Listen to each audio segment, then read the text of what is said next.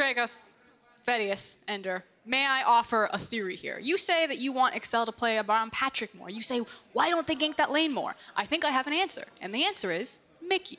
Mickey is so volatile. He either pops off and he is one of the greatest mid laners that you've ever seen play the game, or he's having a really bad time. And when your mid lane is collapsing, as often as Mickey is collapsing, it forces Caedrel to either respond to cover, or it's usually the mid laner that rotates down to side lanes anyway. So having a very volatile mid laner means that you're probably not going to see a lot of attention go down into the bot lane. Just a theory, throwing it out there.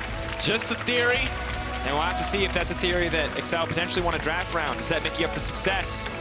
Maybe we finally see some of that bot side attention. Could happen for either team, of course, as Misfits are notorious for playing around the top side of the map. The set already banned away. The Ornn, the safe blind picks, nowhere to be seen.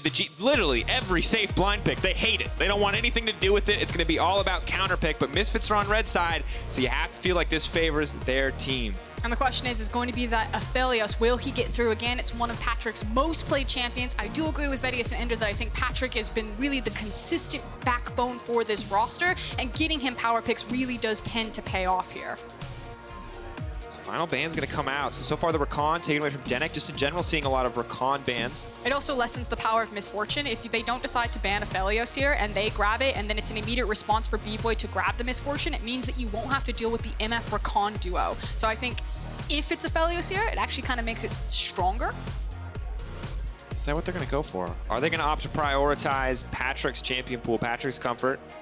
But the Senna's up and available, and we've just kind of lost sight of it in the midst of all these top lane bans. So if they do play Senna Tom Kench, and it's Torre on Kench, I like fasting Senna as a concept. I think it's obviously very strong. My issue is that I really like Torre when he has the responsibility on engage tools, and I don't necessarily like when Torre is forced onto something like a Kench. So we'll see if they go for that, or if maybe they flex the Senna into the support position, as that's a pretty standard red side rotation on second. But at the same time, when you see an Aphelios as well as a Sejuani locked in, the setup there for any kind of major plays onto the Senna is very, very powerful. So maybe Excel feel pressured to take something like the Tom Kench. I agree. I would rather see something that can actually benefit from all that farm. I'm not looking forward to a Sunfire Cape Tom Kench, but the Gragas will be locked in for Caedrel, so he's got some playmaking potential as well. And we'll see what the final pick will be here for Excel. Also, since Sejuani has been picked up, there is now extra emphasis on picking up an Aatrox. Melee champions work really well with Sejuani. Aatrox works exceptionally well with Sej. So that's kind of where I'm leaning for this third pick for Misfits, now that they have Sej locked in. And if you know it's going to be an Aatrox, Renekton would be okay. Pretty solid. Obviously denying some of the Sejuani Renekton synergy. Haven't seen that duo in a while, to be honest, but still something that has to be respected. And final pick here now for Misfits Gaming before they head into the second phase. Could opt to pick one of their solo laners and look to ban out, or could just match top lane here. Can't feel entirely comfortable that Renekton is going to the top lane, as Mickey is notorious for those 80 champ picks, but still considering their options here. Braum coming through, so at the end of the day, Misfits will be forced into a more passive, more defensive bot lane for Bvoy and Denyk. And now the question is, what supports are going to be banned away here from Torre? And there goes the Kench. I'm almost happy about it. Honestly, I am. I've played Fasting Senna a few times now, always as the quote-unquote support, and all I'll say is Kench is the boring option. You can play any champion, it turns out, with farm is good. So why play Tom Kench? Why not play something a little bit more spicy? We're going to see how deep the Torre champion pool goes, how wild he can get. Talking about the first three picks from Excel, though, as these bans go through, I do want to talk about, obviously, the mixed damage profile between what we assume is going to be a jungle Gragas, could technically still be the support, as well as if that's a top lane Renekton versus mid, and then you have a Senna on top of it. Anytime you have Senna, and Excel, I believe, were the team that said this on air, you basically auto-win cross-map once she has ultimate, because when your top laner gets into a trade, it's basically like Karthus. You just line it up and shoot off the railgun. And it's such a huge trade difference, too. Because Karthus is going to do 200 damage to the enemy top laner, but Senna's going to do 200 damage to the enemy top laner and give your top laner a 300 damage shield. So big, big swing in terms of individual trading. But the Taric now will be banned away, too. So Clearly, the focus is not on the solo lanes from Misfits Gaming. They know they're red side. They know have the luxury of last pick. Instead, just worried about shutting down the fasting Senna strategy with two of the premier options to pair with it. So you either go for a super strong blind pick that's left available, something like the Azir and the Corki that was rightfully targeted out by Excel, or you grab a flex pick that you can still move into either the mid lane or top lane position. We talked about the strength of Aatrox and the fact that Sejuani was available and he rises up on priority. Still also qualifies as that flex pick. And a very safe blind pick in general for top lane in terms of what is remaining, depending on how deep Excel want to go into their respective champion pools. We've seen the Mordekaiser come out in the past for Expect. If you want to go really far back, we've seen the Yorick when that was still a popular champion, but obviously got hit a ton of times since we last saw it. And I'm curious because Excel, I mean, they need to lock in both options here, so they're taking their time. Rumble. Still flex. Still a flex, technically. But it makes it feel like with the Galio now locked in, Galio would benefit a lot from that farm on the bottom side, so it could still be the pairing with the Senna. And this is one of the beautiful things about Excel's draft is I feel like they are so flexible with everything that they've opted for so far. Ooh. That would be very spicy. That would be exceptionally spicy. Ooh, Pantheon. Okay. Still a bunch of flex picks. We True. don't actually know where Excel are going to shake out in either direction. I assume it would be Galio support, Renekton, and Pantheon into your solo laners. Expect, to me, is the Renekton player, and Mickey has already shown the Pantheon this split, so I assume it's Renekton, Gragas, Pantheon, Senna, and Galio. Yeah, and just flashbacks, obviously, to Mickey's performance up against Mad Lions on this Pantheon. Coming to the jungle, he kills Humanoid, he kills Shadow, he wins the game single-handedly, and the Akali coming back. Now, good synergy with Sejuani. I don't like Akali against Galio, though. No, that's true. You can never go in while Galio has taunt up and available. We heard a lot about that back when she was ludicrously overpowered. And also, Pantheon just gets to jump on you if you don't have Shroud up. So Febiven definitely putting the burden of execution on himself. Have to see if Razork continues to pay more attention to this mid lane, but it is going to be a very explosive, very volatile mid lane matchup. You did talk about how Sejuani can really help out the champions like Aatrox and Akali. Now, obviously, we haven't seen a ton of Akali since her changes. She lost a lot of the flexibility to play as offensively and defensively as she wanted to into one of those side lanes. G2 did pull it out, and now Febiven, who has been pretty much the shining light for Misfits, has his hands on this champion. And you have to wonder, if he gets a kill under his belt, we've seen, because she's still incredibly powerful when she gets that Gunblade. The early game is miserable from talking to a lot of Akali players. It is difficult to get through, but can just play passive, can just back off. It did not pick Nunu. In Misfits versus Gaming versus Excel, as you know, big stakes. Both these teams fighting for similar positions in playoffs, depending on how much further we go. This will not be a bottom versus top sort of matchup. Two teams neck and neck. So I spy with my little eye as we get into this game that it's still going to be the fasting Senna.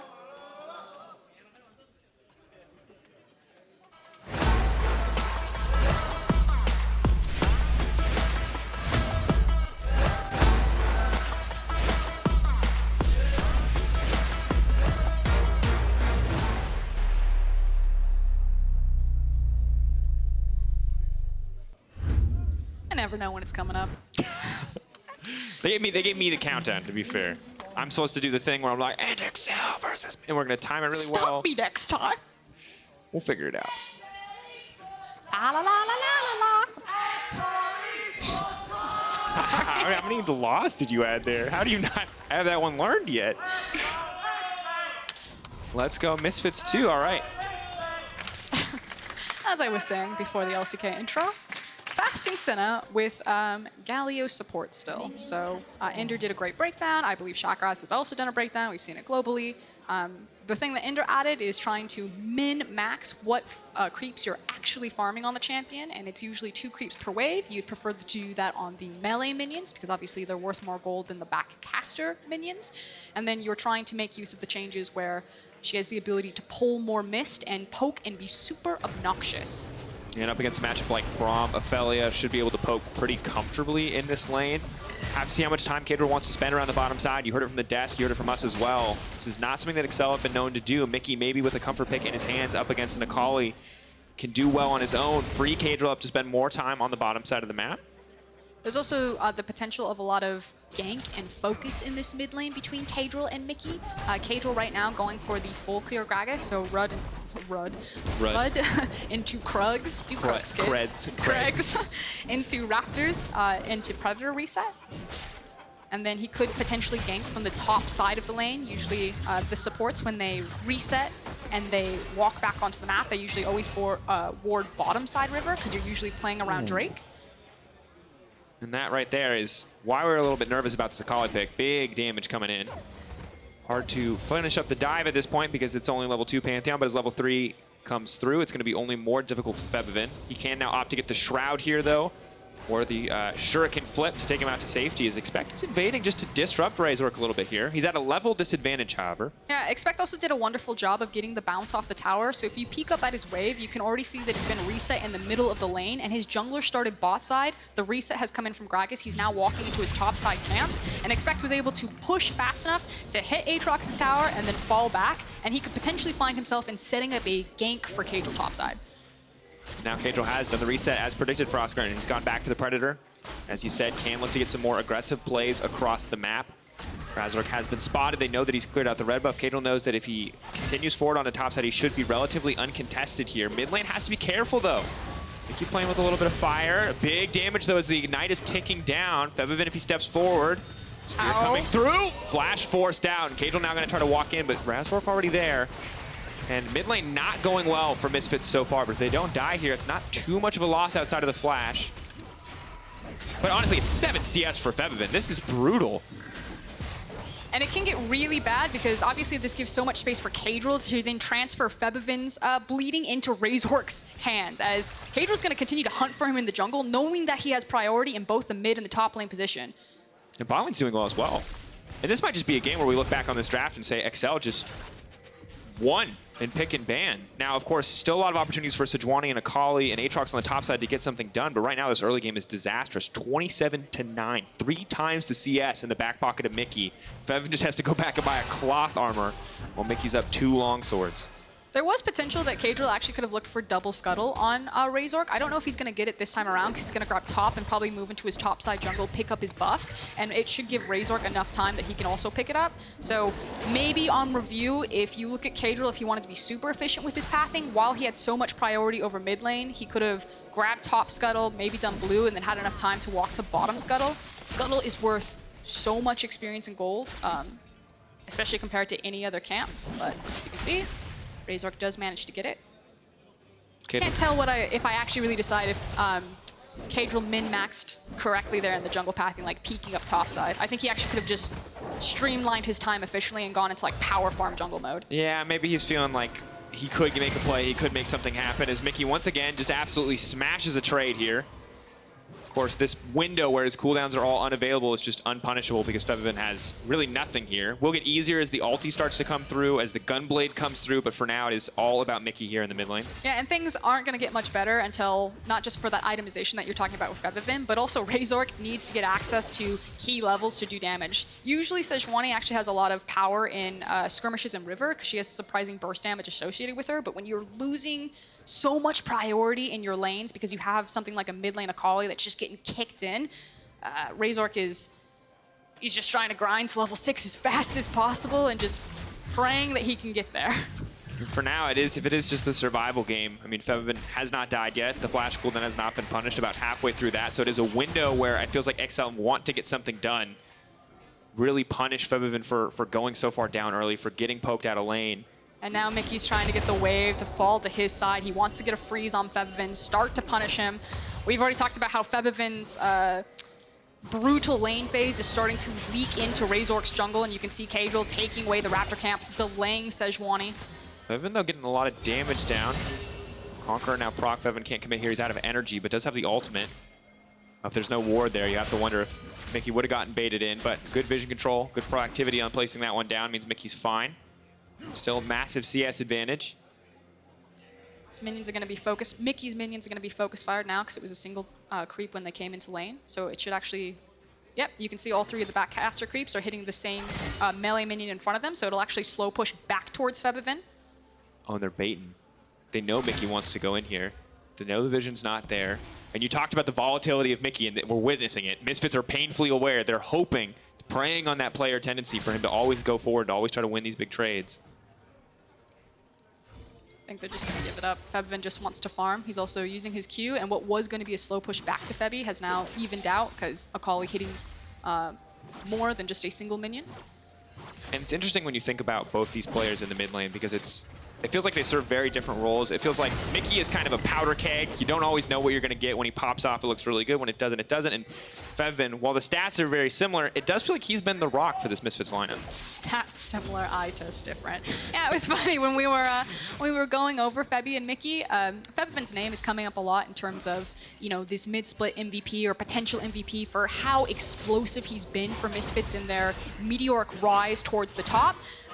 But statistically, almost virtually the same as Mickey, which we found very interesting. Yeah, because when we pulled stats, we're like, all right, well, give us the difference. Obviously, Febiven's going to be wildly far ahead. And they're like, no, they're eerily similar. And we're like, well, that's very odd. Because the eye test would tell you that Febiven has been kind of one of the sole carries at many points for this team. I think it always just speaks that Mickey's mechanics are really strong. It's some of his decision-making in the sticky situations that he finds himself in that feels that the eye test is different, but here comes the special. Pantheon on the way top as well. They're going to try to dive this one out. There's nowhere for Dan to go. He can just try to get the 1-for-1. Expect can dash away. In goes Mickey. Going to be able to finish that one up. And first blood for Excel. And this is very reminiscent to the play that Excel did when Mickey played Morgana mid lane. If you remember that initial dive setup, this is something that feels really practiced and really refined from Excel. And the fact that it's constantly going towards expect. And the thing is, when you look at this composition, you may not initially assume, semi-glow map mobility, but then you remember the Pantheon, the Galio. There's a lot of potential for Excel to just move around the map and extend this advantage. Torre is getting a ton of farm. That's going to be a very difficult Galio to deal with as we get later in the game, and it could be a more defensive item there with that Kindle Gem, but I'm honestly hoping for a Proto Belt here, and we see some more aggressive choices coming in from Excel. That said, Scuttle Contest comes out, TP now being committed. Razork just going to use the ultimate, expecting a dash out to safety. Senna ult used as well. Torre forced to burn his TB here, but it does mean that despite the level disadvantage for Caedrel coming into that fight, they do secure the Herald. So naturally using the teleport from Torre to guarantee that Excel are able to pick up this Herald, I'm kind of trying to project what will happen as we go later in this game. Because the thing with Excel, I'll hold it. Oh, the flash, the taunt, the follow-up can even get into the Shroud in time. He's burning down for the Ignite. He tries to flip out to safety. Febiven Q. to walk away. Good use of the second stack of ultimate to dash out. Let's get the flash off of Torre, and Febiven does manage to survive it. He's now got Limit coming up behind him, Denyk coming up behind him to make sure that he can pick up this farm pretty safely, knowing that Braum is waiting in the wings. Back to what I was saying, though, is that Excel have this tendency that when you actually look at where they sit relative to gold to the teams around them, they never really have breakaway games. They're much more, I guess controlled would probably be the word that most people would associate with them. They tend to play a little bit slower. They're always kind of neck and neck with you, and then they can either close it out quite cleanly or they fall away completely. And why this is scary is because on this type of composition, I kind of like Misfits' chances more the later the game goes. I really have to think about kind of the execution of what each team's or each champion's responsibility is, though, in the 5v5. But because you have someone like Patrik on the fasting Senna, I don't know. It's really hard to say because also the thing is with the Senna Global Ultimate, with the Gallia, with the Pantheon, they may not even need to fight. And now the question is, I mean, you're right. If we get to that point where Excel slowed the game down and we drag a little bit, the longer it drags, the more it feels like it's going to favor Misfits. This Akali, the Sejuani. I'm not 100% on that one, but I just need to think about it a bit more and see how it's going to execute in team fights. But I do have some concerns if Excel don't get a good snowball. I've seen enough Renekton's late game to feel like Excel might have to be very, very on the nose in terms of execution. But for now, they're doing very well in the early game. They moved up to a 2K gold advantage. I will say it's one of the better games for Renekton in terms of the enemy comp that he's facing because there are a lot of short-range champions. And it's against something like an Aphelios, so he should have, better backline access than some of the other comps that we've seen running around the LEC that have a lot more range and disengage to play with. Very true. And the setup has been solid so far in the early game. You can see that just in general, all of Excel feeling quite comfortable. Bot lane really the only place where you're seeing a pretty large CS discrepancy, and it makes sense when you factor in the fact that Torre is a melee champion trying to farm against a Aphelios Braum lane. But still, I believe overall more probably effective stats on the side of the XL bottom lane, even if the gold might not show it. You know, I'll favor Excel. I'm going to assume that the execution will be that it's Mickey who's responsible to getting into the backline with the Pantheon ultimate and not necessarily just expect, and then you're just dropping Torre on top of it. And it's that similar strategy that Fnatic played, as I'll hold it for Febiven. Here comes Caedrel. On the way in. And this is where the matchup might start to shift a little bit. Not opting for the Gunblade, instead just getting a bit more armor, but gonna ruin a lot of the effective value of that lethality. It's also just delaying the initial spike for Akali here. Knockup is there, Taunt's there, Patrik with the follow-up, but just poking and getting a few extra souls. And I think the thing for us, Grant, is it's just like, it feels very similar to what we saw last game from Fnatic in the sense that it's a mobile AD carry on one side and a ton of champions who are just incredibly good at making sure that Bvoy, in this case, just does not get to play the game. Yeah, I'm really glad that you brought it up. It was the point that I wanted to cover. It's the backline access and dive potential from Excel's composition. Difference here, a little bit more setup, a little bit more utility on Patrik. Have to see if the Fasting Senate can kind of match the same output that Bvoy can as we move later in the game. But for now, XL firmly in control. They're going to move over to the Infernal Drake. Misfits can look to contest, but I don't think they want to quite yet. Umbral Glaive comes in from Mickey, so less focused on his lane, it would appear. He knows the matchup is starting to shift, and instead wants to pay his attention elsewhere as he can clear out a bit more vision. Just didn't have the priority in the lanes necessary to step up. No reason to toss a game this early on over the initial Drake, even if it is an Infernal. So I agree with Misfits' decision to just let it go, especially because Febiven not in the greatest position. Needs this back. Ooh, it decides to cancel it. I think he would have made it. I think he was scared that the potential cask was coming in, because you have to think like the burst damage from Body Slam, cask, barrel, and a Pantheon with Ignite, he'd die. And this is big. They've canceled the Akali recall. They know that Febiven can't really come to the play. He can't commit to TP, but he doesn't have the ultimate yet, and he's only level 10. The rest of the team now setting up. Pantheon on the way in. A perfectly timed stun from Razork, though. Incredibly clean. And the Galio comes in, but it's too little, too bit too late. Excel, though, now trying to finish up, now trying to get the play down, but Bvoy going forward. He's laying down so much damage. Patrik can't even get in there. Bvoy is going to get dropped, or is he? A little bit more damage. Bvoy walks away. That's disaster for Excel. The execution was not there for them, but Misfits pull it off, and a miracle survive. And no one necessarily talks about Bvoy, but he is so stable, very consistent. He's not necessarily the ADC that comes to mind when he sets up the dominoes and he kicks it off and makes the big play, but when things are set up for him, he proves that he's more than worthy to hang with the best right there. Beautifully done in terms of his kiting to survive that fight. Yeah, he should have died. When we look back at that, I can think of like at least 6 times that should have been a dead Aphelios. Well played by him, and also, once again, Razork denying the Pantheon, perfectly timing the Sejuani ult there. He's played more than a few games against that champion, you have to feel like. Frame perfect, though, on the Sej ults. And now, we've gone from Excel are dictating the pace, Excel are in complete control, to Febiven's approaching that Gunblade. Febiven's going to start to be more and more scary, and suddenly it's the Senna that I'm worried about in terms of defending your backline. Yeah, it's really important because we talked about how Febiven, when he had to itemize into the Seeker's arm guard because he was against Pantheon in the mid lane, was delaying his initial power spike for that Gunblade, which is, as you said, the big window for Akali, and now picking up this extra bonus into the bot lane kind of puts him back on track for that. So we take another look at it, like you said, just out of the Pantheon ultimate, Razork destroys him, and now eyes on Bvoy for how close he comes to death, using his flash, walking back forward, knowing that the damaging spells are down. Actually surprised that the added bonus to Galio's Q didn't finish him off there since he stood in it for a while. Yeah, now the good news for Excel is that they will grab this one, but yeah, a lot of confidence there. Has to walk away from Patrik, gives Patrik respect, has to walk away from Galio, has to back up, and I mean, there's not a lot. He kept calm. And he was caught in the pinch between the towers, so just generally well played from Bvoy. And Excel are going to be kicking themselves because they did just throw away most of their early game advantage. The good news is they still have the Infernal. They've got this Herald. They can build up a gold lead for themselves once again, but we talked a lot about emphasis here on the early game. I am concerned for the Pantheon. I am concerned for Mickey as we move later into this game. We had questions truly about who actually outscaled. I just think the power of Aphelios, especially if you can't kill him, super strong. And we've already seen Bvoy kind of survive the initial botch dive. Now that said, Mickey may have jumped the gun a little bit, and Razork played it very well with the Sejuani ultimate. We'll see if it gets better the next time they try that. Yeah, I think the other thing too is you're against Braum Sejuani. So the reality is unless on the side of Excel you execute flawlessly, you're immediately stunned. You're then probably stunned again, and you just don't really get to interact with anything. It's like Misfits' ability to play front to back is much stronger, whereas Excel have so many more options to be creative about how they shape these fights with either the cask or the dive potential. Well, Patrik caught out there. Will manage to make it out with the cleanse as well as the flash, but Dan continuing to step forward. Trying not to finish off a bit more, but getting 2 summoner spells from the AD carry is going to make it that much easier in the fights to come. Meanwhile, on the bottom side, they'll expect already pushing in, looking to break down 1 tower of his own. Yeah, it feels like Excel still playing the map. However, the fact that they got the mid tower with the Herald, now it's Expect picking up this bottom structure. So still across map. They're going to maintain their gold lead. Expect can get out of this.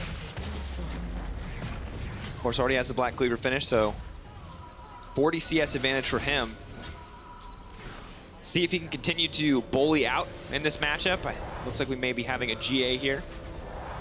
But for now, the mortal reminder just to continue to make him a nightmare to play against on the side lane. It always feels that, and I was having this conversation with Bvoy on the analyst desk the other day, that Renekton just doesn't have the same longevity as other top lane champions in the game.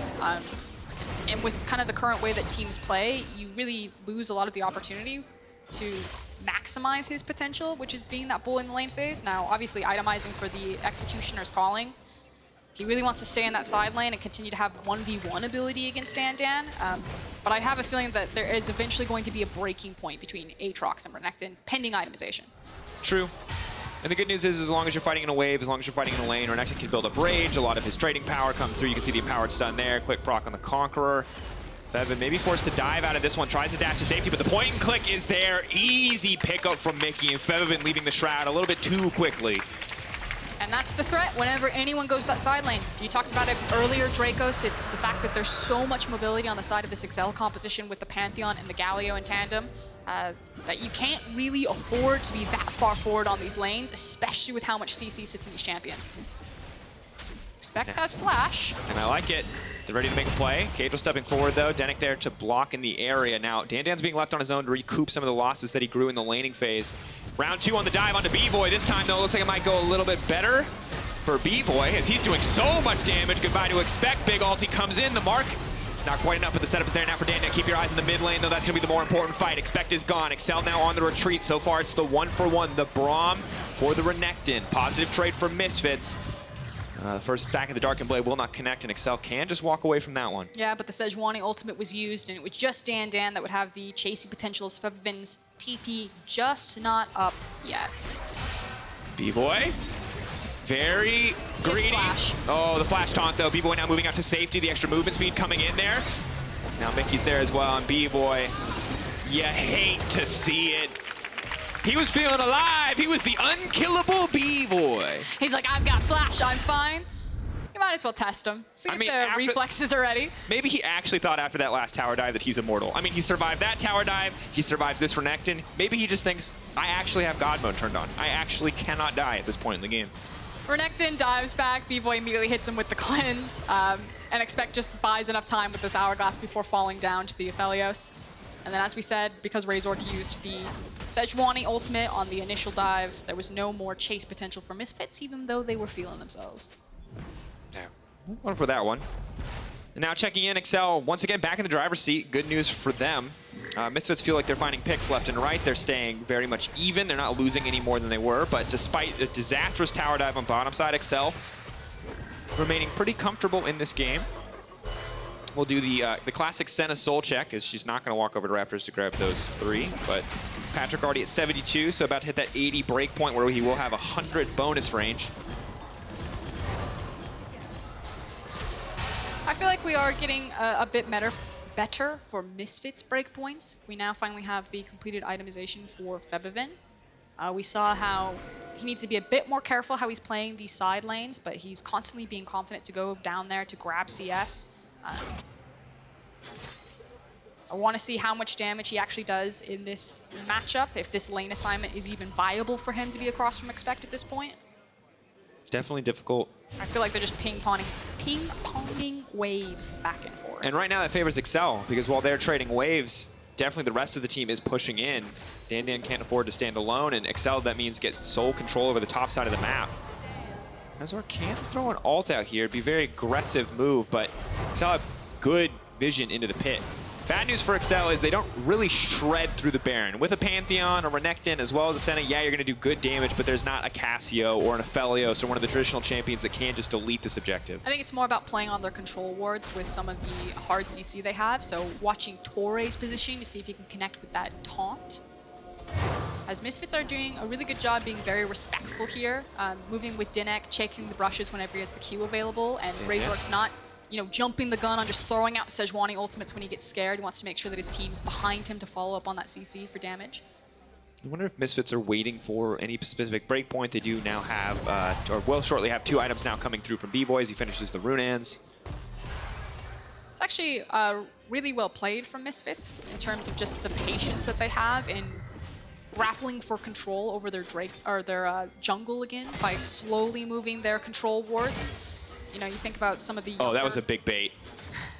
Febiven threw down the Shroud and Expect just takes the bait. He goes, wait a second, why would he do that? That's so It's not Expect. You've been baited, you've been outsmarted, now you're stunned. The Galio coming in though, maybe he can turn it. The knockup's there, Expect running for his life. Sidestep there from the Sejuani, but no, Febiven flash forward, shoots him with the gun fade right away, and now manages to make it out too. Clean play comes in from Misfits. Look at Patrick's Patrik. left on is lonesome. The snare's gonna come through, the concussive blows does not land, but the onslaught comes out, and Misfits, just like that, start to even things up. Oh, hold on, Bvoy might be on the wrong side of things. Big ult though, the follow-up to sever him. The lifesteal, Torre doesn't have enough damage to beat through him, and that's gonna be the double kill now coming in. This is gonna be a Bvoy cleanup show. If they try to go any further into this fight, messy series of plays. Yeah, but ultimately it's Misfits who win out and also have proper positioning on Baron. And we talked about how Excel might not be able to burn Baron, but Misfits' composition can really shred through this. Absolutely shred. He has a Severum as well with the onslaught. It's going to be a lot more damage. Mickey, one man versus the world. Caedrel here to try to steal it. Expect can try to come in as well. This is definitely not what you want to be doing. Febiven will have the Shroud up and available for this play. 4K getting lower. Expect diving into the pit, trying to get some damage down. Pantheon now leaping in as well. That's going to be big. Mickey goes to the backside, but the Aphelios is too strong. There's too much lifesteal. That's the shutdown. That is not at all what Excel wanted. Desperation is the name of the game, and it bites right back as Misfits will take the Baron. And everything went wrong for Excel there. They thought, maybe this isn't going to be so bad. Misfits caught them out onto the rotation, moved it perfectly into Baron, and you called it desperation from Excel. They panicked in the moment. And the thing is, Frostgurn, we'll get a chance to look back at that, I'm sure. But this is a game that Excel had to win. This is a game they could not afford to lose. Because when you look forward, when you look ahead to what's coming up, it is Fnatic, it is G2, it is OG. Yes, there are other teams there too, but these are the big 3. This is where you need to find wins. Because sadly, Misfits is one of your easiest options overall. We take another look at that one. You set it up, Dracos. It's the fact that preemptively, the Shroud came up to try to bait Expect. And Expect does do his due diligence and stalling for as long as possible before the Gunblade finishes him off. But then it's, I actually think, where Patrik gets caught out trying to make rotation in River, and you can see that Braum and Bvoy have already found him. I'm just very sad that that play worked. Just like, oh, why would a Kali randomly Shroud in lane for no reason? But as he said, and this is the thing, Bvoy's now been set up in a position where he's gotten to sit, scale comfortably. Everything was happening around the top side, and he's hit that Aphelios nightmare state where he can just shred through anyone who walks into melee range, assuming he's got the right guns up and available. And Febiven, from getting bullied in lane, is now 3-1-4, has a CS lead, has 2 items completed, and it's going to be very hard to 1v1 him. And now all these breaking points have come to fruition for Misfits, and we were, you know, talking about it in the early game. Do Excel have the composition where they can get to that back line, where they can do what Fnatic did previously and make Aphelios' life a living hell? And the answer is no, really, in these team fights that we've seen. Bvoy is just melting through people. You called it the nightmare phase, and front-to-back team fights are feeling very good for Misfits. Yeah, and it's only now with the setup as well. The Caedrel connects, you get the immediate stun follow-up. But we said question marks around scaling, right? We said there's possibility for Excel to come out on top to win some of these late games fights. It's all about execution. And we're going to have to see if they can execute here because Pantheon is on the way and Sphere connects. Pantheon coming in too. They're going to knock up. They're going to take Denyk out of the fight right off the bat. They want to limit the concussive blows. Torre's there, but they've now burned everything. The follow-up fight, they have to win this. They have to make use of this man advantage. Razork going into the backside. The stuns are coming through. The follow-up's there for Bvoy, but the ult misses. The range nerf turns against them. Febiven's going to grab one. They want to find the follow-up, but he just manages to walk away. Big damage from Dan. The follow-up, the Infernum, the snares are there. Dan's looking for a victory lap as he just runs through the Excel lineup. Dan, you God, what a cleanup. Oh, Dan, the man, picks up the triple kill. Now, that said, he was the guy who walked away with the triple, but Bvoy's damage was disgusting throughout that fight, even setting up that initial kill when Dan flashed forward to land on him. And Misfits immediately turn it on. They find the correct itemization. Bvoy's like, I'm a Aphelios, we can walk through them, and they walk through the Nexus. Absolutely. Once those ults are all down, it is a go button for the entire Misfits lineup. A well-played game. Misfits gonna move up to 9-4. Excel, they had the early game, they had everything, but they got too desperate and it all fell apart. A win for Misfits.